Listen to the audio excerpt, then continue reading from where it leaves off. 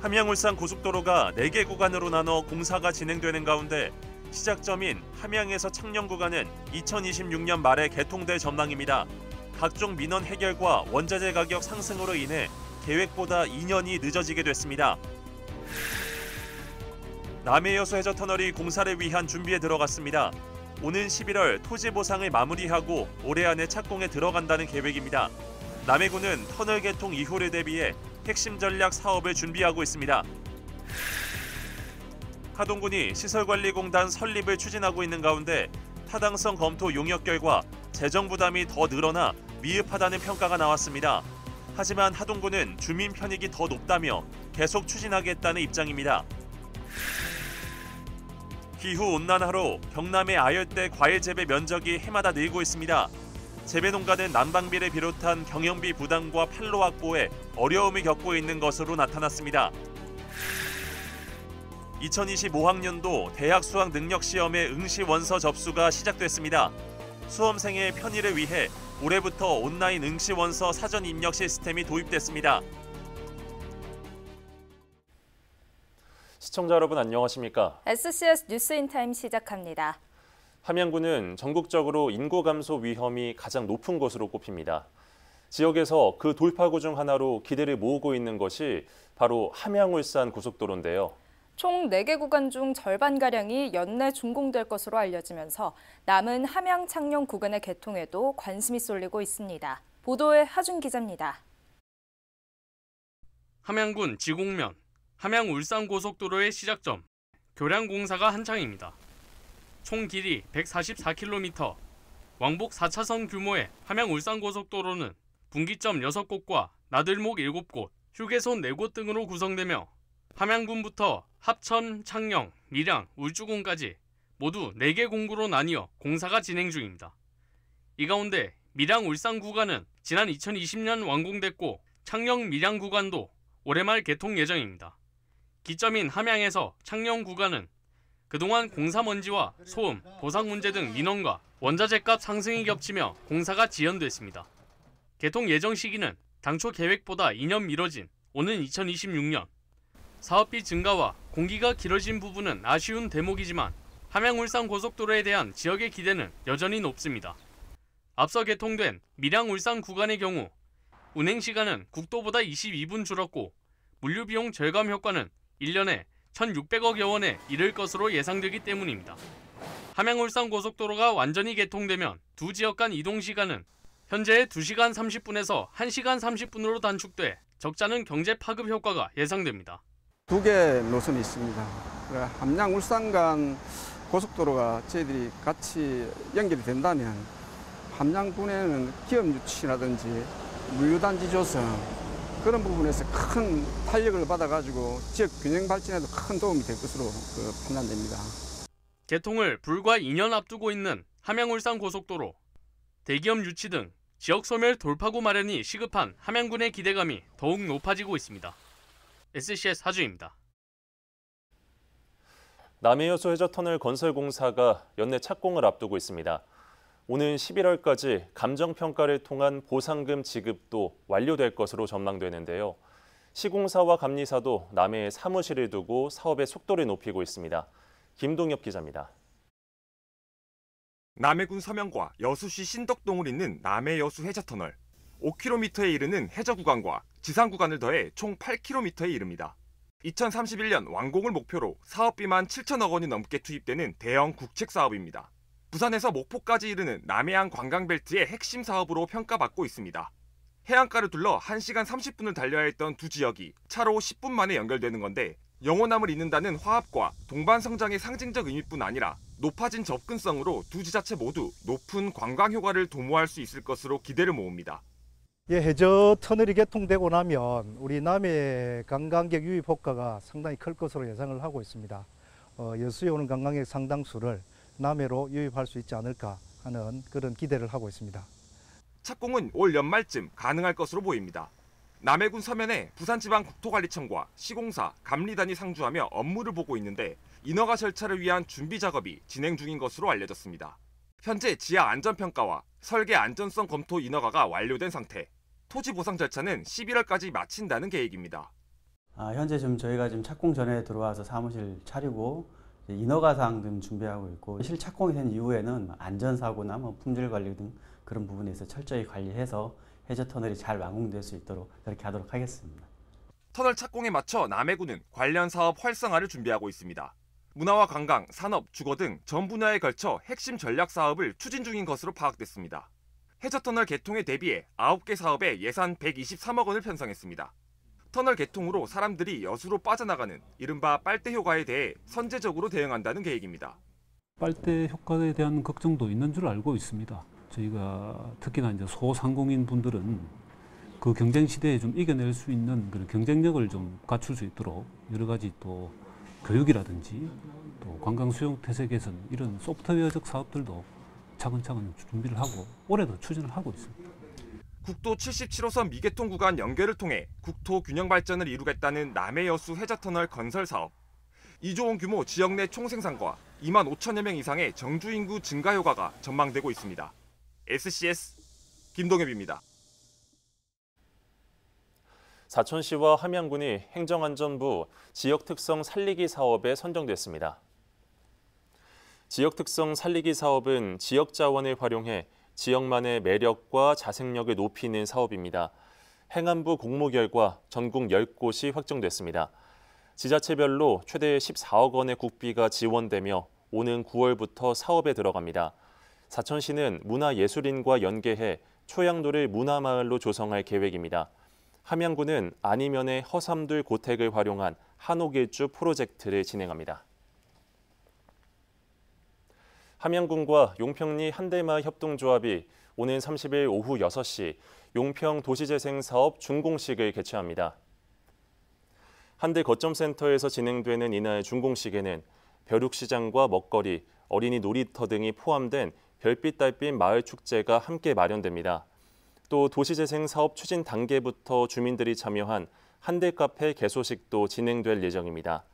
한편 용평리 도시재생 사업엔 총 165억 원의 사업비가 투입돼 한대 거점센터 건립과 불로장생 특화거리 조성, 쌀전 항로화 문화곡간 사업 등이 추진됐습니다.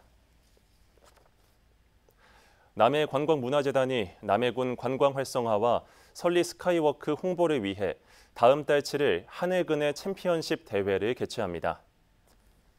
남해 설리 스카이워크와 서울 왕십리역 하늘그네에서 공동으로 주관하는 이번 대회는 참가자들이 하늘그네를 얼마나 빨리 360도 회전시키는지를 겨루는 게임입니다. 대회는 남녀노소 누구나 참여할 수 있으며 신청 방법은 카카오톡 채널 하늘그네를 통해 안내받을 수 있습니다.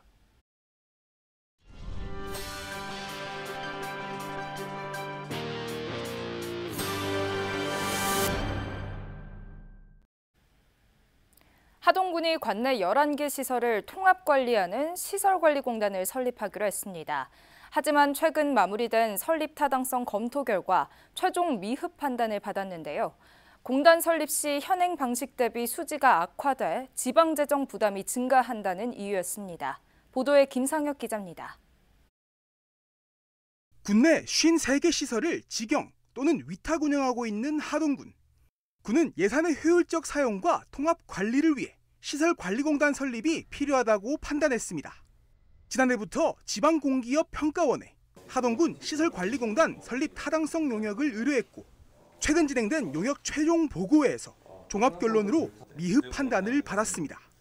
공단을 설립할 경우에 현재 방식으로 운영하는 것보다 수지가 악화되기 때문에 이럴 때는 저희 지방공기업 그 판단 기준에 따라서 좀 결과가 미흡한 것으로 이렇게 판단을 하게 됩니다.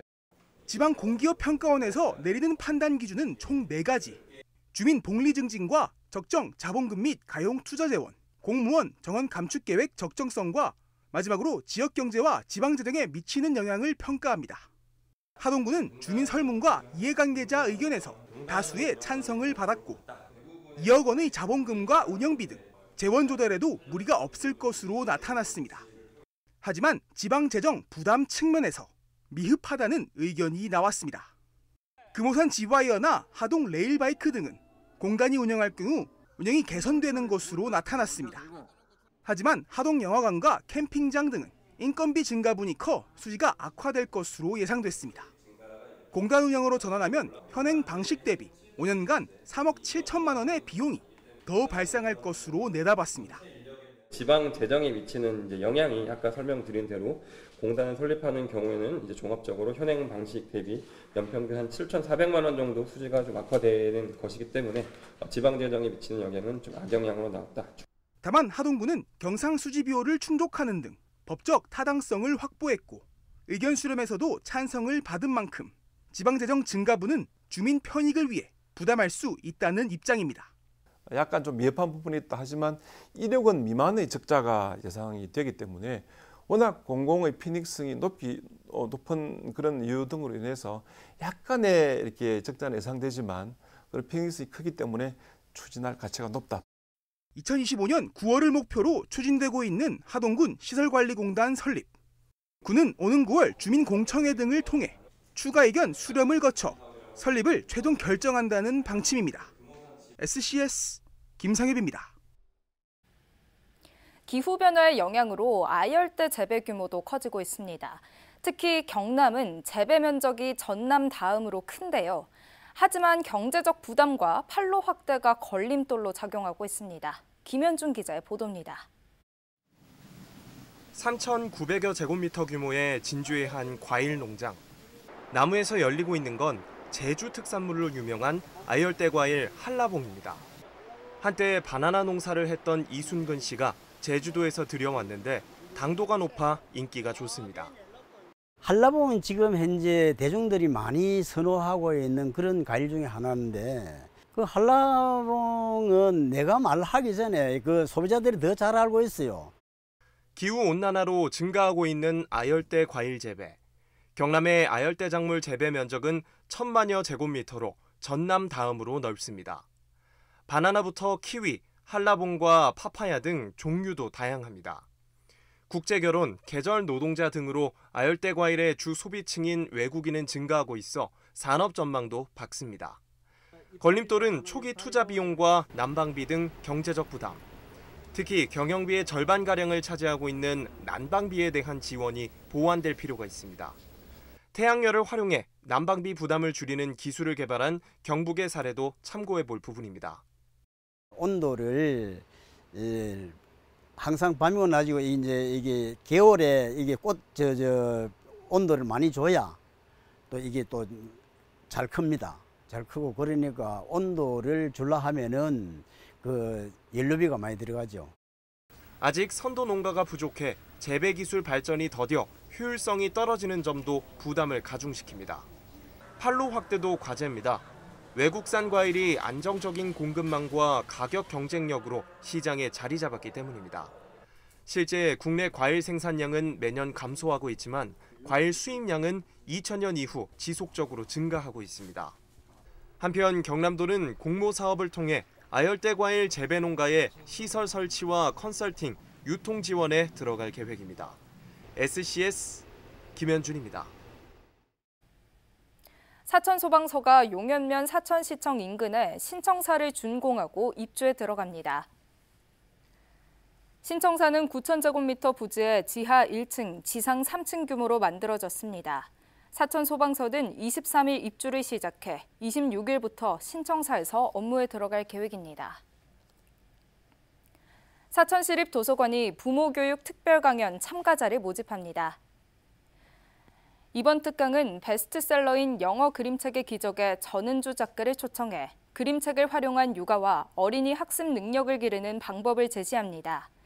강연은 오는 9월 7일 오전 10시 30분부터 2시간 동안 진행됩니다. 참가 신청은 사천시립도서관 홈페이지에서 가능합니다. 2025학년도 대학 수학 능력 시험 응시 원서 접수가 시작됐습니다. 올해부터는 경남 등 11개 시도에서 수능을 칠 경우 온라인 응시 원서 사전 입력 시스템을 활용할 수 있어 수험생 편의가 높아질 것으로 보입니다. 보도에 정성희 기자입니다. 대학 수학능력시험 응시 접수가 22일부터 시작됐습니다. 원서 접수 기간은 9월 6일 오후 5시까지입니다. 수험생 본인이 직접 접수하는 것이 원칙이지만 시험 편의 제공 대상 장애인과 수형자, 군복무자, 입원 환자, 해외 거주자 등은 직계가족의 대리 접수가 허용됩니다. 고등학교 재학생은 학교에서 원서를 접수하며 이 외에는 출신 고등학교 또는 주소지 관할 시험지구 교육지원청에서 접수하면 됩니다. 주소지가 진주, 사천, 하동, 남해, 산청이면 진주교육지원청, 함양일 경우 거창교육지원청에서 접수 가능합니다. 진주교육지원청에는 원서 접수 첫날부터 신청자의 발걸음이 이어졌습니다. 올해 첫 수능을 치는데 준비한 과정이나 그런 게 결과보다 더 중요하다 생각하기 때문에 올해 수능 열심히 치고 또 과정에서 배운 것들로 앞으로 잘 지내가도록 하겠습니다. 수험생의 편의를 위해 올해부터 경남에서도 온라인 응시원서 사전 입력 시스템이 도입됩니다. 현장에서 기재해야 할 각종 정보를 집에서도 편하게 입력하게 돼 대기 시간이 짧아질 것으로 보입니다. 다만 사전 입력을 했더라도 현장에서 본인 확인을 거쳐야만 접수증이 발급되기 때문에 반드시 접수처를 방문해야 합니다. 응시 수수료는 영역수에 따라 37,000원에서 47,000원이며 응시 원서 접수처에 직접 납부하면 됩니다. 한편 수시 모집 원서 접수는 9월 9일부터 13일까지 진행됩니다. SCS 정성입니다. 지난해 9월 발행된 진주산청 상생상품권의 사용 기간이 올 연말까지 연장됩니다. 두 지역의 상생 발전을 위해 발행한 상생상품권은 유효기간 1년으로 원래 오는 9월 10일 사용 기간이 끝날 예정이었지만 시민들의 이용 편의를 위해 기간을 연장하기로 했습니다. 이번에 연장되는 상생상품권은 만원권 7,232매로 상품권 소지자는 오는 12월 30일까지 사용이 가능하고 가맹점에서는 12월 31일까지 환전해야 합니다. 경남 여성리더 봉사단과 진주시 자원봉사센터가 22일 진주 농계시장에서 시원한 여름나기 미숫가루 나눔 행사를 실시했습니다. 이날 행사는 온기 나눔 번국민 캠페인의 일환으로 마련됐으며 주민과 시장 상인에게 미숫가루 800잔이 제공됐습니다. 한편 온기 나눔 번국민 캠페인은 지역사회의 봉사와 나눔 실천 분위기 확산을 위해 추진되고 있는 번국민적 운동입니다. 진주시가 22일 진주 창업지원센터에서 진주 방위산업기업협의회 관계자들과 방위산업 육성을 위한 간담회를 가졌습니다. 이날 간담회에서 참석자들은 기업 현장에서의 애로사항과 방위산업 육성을 위한 정책 개선 방안 등 다양한 의견을 제시하고 해결 방안을 논의했습니다. 진주시는 간담회에서 제기된 의견을 수렴해 방산기업 육성을 위한 시책에 반영하겠다는 계획입니다. 신규 데이터 센터 설치를 추진하면서 지역 내 조직 분리와 인력 유출 등에 대한 우려가 제기되자 LH가 입장을 밝혔습니다. LH는 데이터 센터 신설의 경우 내부 논의와 검토가 시작된 초기 단계로 위치와 규모 등 구체적인 사항은 아직 정해진 것이 없다고 밝혔습니다. 세부 방안은 현재 추진 중인 기본 용역 마무리 후 실시 설계를 통해 결정한다는 방침입니다. 한편 LH는 빠른 재해복구를 위해 데이터 센터 이중화를 위한 센터 추가 신설을 검토 중입니다. 전국 청년 농업인들이 모이는 행사, 전국 청년 농업인 교류 행사가 하동군에서 열립니다. 올해 행사는 오는 29일부터 사흘간 하동 송림공원에서 진행됩니다. 행사에는 희망 토크 콘서트와 문화 탐방, 플리마켓, 체험 부스 등이 마련됩니다. 한편 전국 청년 농업인 교류 행사는 농촌진흥청 주최, 한국 4H 중앙연합회 주관으로 경년제로 개최됩니다. 경남도가 내년부터 결식아동 급식 단가를 올리기로 했습니다. 급식 단가는 기존 9,000원에서 9,500원으로 500원 인상됩니다. 이를 위해 경남도는 내년도 본 예산안에 올해 예산액보다 89억 원 늘어난 617억 원을 반영한다는 계획입니다.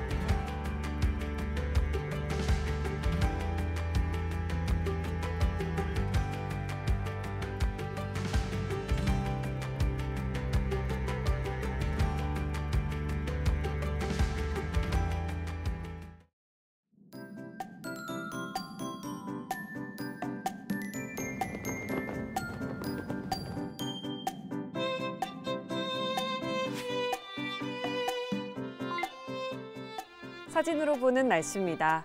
목요일은 절기상 더위가 그친다는 처서였지만 금요일에도 여전히 더위는 가시지 않은 채 청명한 하늘과 함께 무더위가 이어지겠는데요. 한낮 최고 기온이 34도까지 오르고 햇빛도 강할 것으로 예상되니까요. 외출하실 때 자외선 차단제 꼼꼼히 발라주시고 충분한 수분과 염분 섭취로 건강관리 잘해주시기 바랍니다. 이어서 자세한 지역별 날씨 살펴보겠습니다. 서부 경남 대부분 지역은 맑겠는데요. 아침 최저 기온은 함양 24도, 사천 25도로 출발해 한낮에는 32도에서 34도 분포 보이겠습니다. 전국 날씨입니다. 세종은 오후에 소나기 소식이 있겠고 부산은 오전에 가끔씩 비가 내리겠는데요. 아침 최저 기온은 서울 26도, 부산 27도로 출발하겠고 제주의 한낮 최고 기온은 32도 예상됩니다. 남해 동부 앞바다는 오전에 비가 내리다가 오후부터 맑아지겠는데요. 물결은 잔잔하겠고 바람은 약간 강하게 불겠습니다. 이어서 삼천포 기준 조석표 살펴보겠습니다. 물때는 12물, 만조 시각은 밤 11시 42분, 간조 시각은 오후 5시 18분 예상됩니다. 사천공항 날씨 정보입니다. 금요일 오전 9시 기준 구름 많이 보이겠는데요. 우리 지역에서 서울 김포로 가는 첫 번째 항공편은 오전 11시 20분 예정돼 있습니다. 자세한 사항은 사천공항 홈페이지를 확인하시기 바랍니다. 이어서 삼천포 여객 운항 정보입니다. 제주도에서 삼천포로 오는 배는 오후 2시 30분에 출발 예정입니다. 주간 날씨입니다. 주말 내내 맑은 날씨 이어지다가 다음 주 월요일 오후에는 비 소식이 있는데요. 화요일부터는 비가 그치고 다시 맑은 하늘 보실 수 있겠습니다. 지금까지 기상정보였습니다. 저희가 준비한 소식은 여기까지입니다. 시청해주신 여러분 고맙습니다.